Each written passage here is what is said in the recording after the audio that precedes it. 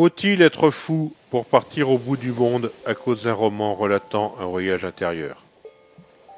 Alors que j'attends ma correspondance, il est trop tard pour que je me pose la question.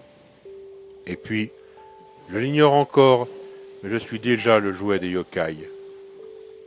Dès mon arrivée, j'ai senti leur présence. Mon téléphone affiche aucun service. Je ne pourrais donc pas activer les applications installées sur mon smartphone. Est-ce réellement moi qui ai choisi de m'installer à Nosoko? Car il s'avère que ce n'est qu'un petit village avec des logements touristiques, mais quasiment pas de restaurants et aucun combini. Quant au transport, n'en parlons pas, il n'y en a pas plus. Aussi, je traduirai rapidement Nosoko par Nowhere et No Escape. Et puis, pourquoi ai-je dit au cuisinier de la pension que j'étais prêt à tout tester de la cuisine japonaise? Il va donc s'ingénier à tenter de m'empoisonner avec nombre de plats étranges que je n'identifierai jamais. Il faudra une semaine avant qu'il ne me prenne en pitié et ne fasse, à ce soir, un repas presque français. Alors, que me reste-t-il pour ces vacances? De superbes paysages et des plages de sable fin sans personne d'autre que moi, ou presque.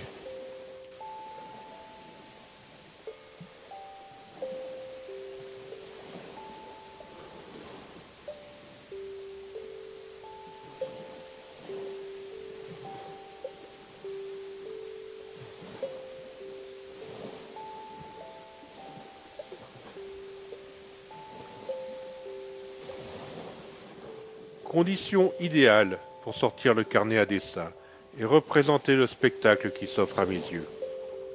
Partout, ce sont des rochers au soubassement rongés par les vagues, et étranges champignons minéraux aux mille aspérités, propices à servir de réceptacle pour le développement d'une végétation luxuriante.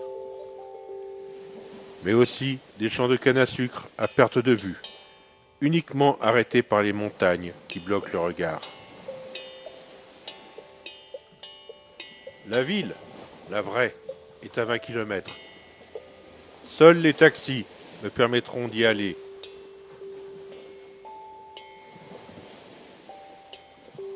Et de croiser des touristes vomis par les navires de croisière. Tous visiteront la halle commerçante et le Torinji.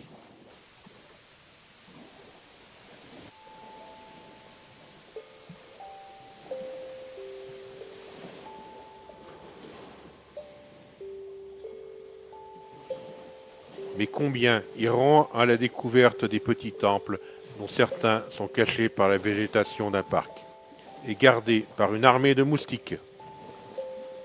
Iront-ils visiter le petit musée local décrivant un bout de la vie ancienne?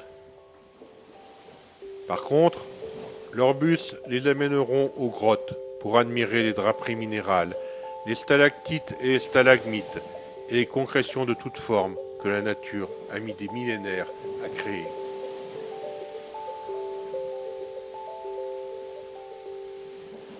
Ensuite, ils découvriront le musée en plein air, avec ses quelques maisons représentatives des habitations anciennes de l'île. S'ils y restent assez longtemps, peut-être que certains assisteront au spectacle de chants et danses traditionnelles.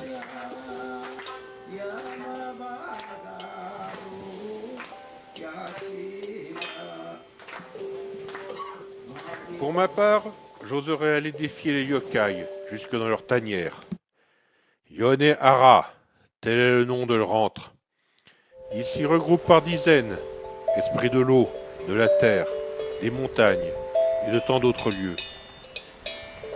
Et là ils se moquent, rient des humains qui viennent leur rendre visite, sourient à la vie et à l'éternité.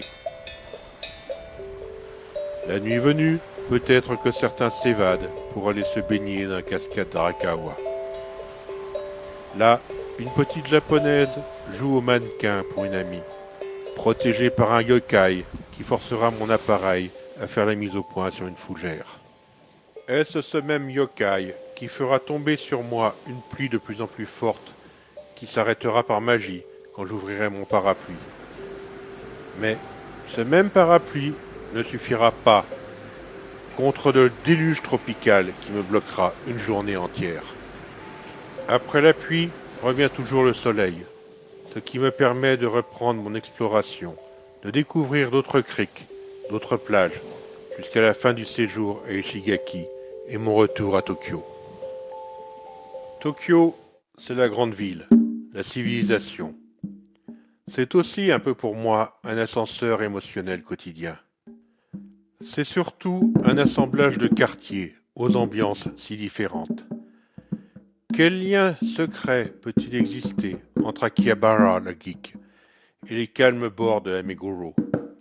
Comment peut-on passer de l'horreur d'un Ueno désacralisé par l'invasion touristique au calme du parc de Rikugen?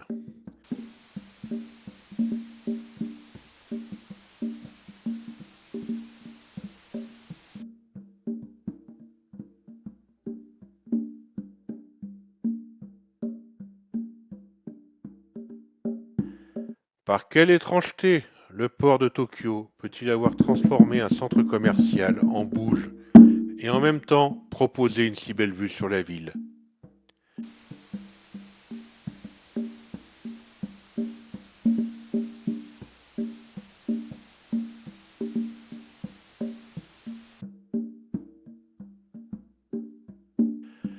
Êtes-vous plus statue de la liberté ou bien robot?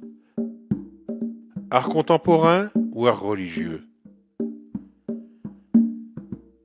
Tokyo a un métro, et pourtant c'est une ville qui se parcourt à pied, permettant une découverte lente de ses innombrables parcs et jardins. Le premier, le plus grand, est bien sûr le jardin impérial. Entre ses murailles imposantes et sa cité interdite, le vert déploie ses innombrables méandres et formes. Mais le plus beau est le Rikugen, calme incroyable, au milieu de l'agitation urbaine.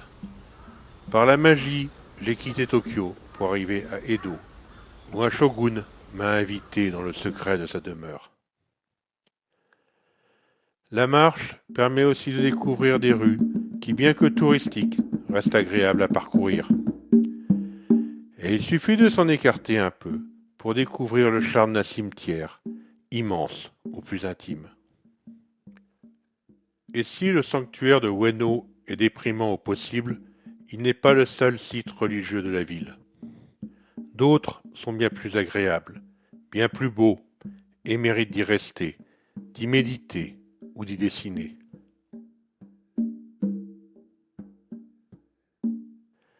Pour cela, il suffit de prendre son temps, de faire du tourisme quasi immobile. Pourquoi courir d'un lieu à l'autre, pour tout voir, sans rien retenir? Ne vaut-il pas mieux s'imprégner d'un lieu, quitte à moins en voir, et peut-être aussi se perdre, au hasard, même si cela débouche sur la découverte d'un quartier rouge. Pour mon dernier jour, je pars en excursion. Pas loin en fait, juste la banlieue. Me voici donc à Yokohama, là où la nature est moins présente, où l'activité industrielle se ressent plus. Un port très portuaire. Et des immeubles à perte de vue. Là aussi, où la Chine a investi tout un quartier. Dépaysement pas vraiment garanti en fait. Mais ce sera un petit intermède avant le retour en France.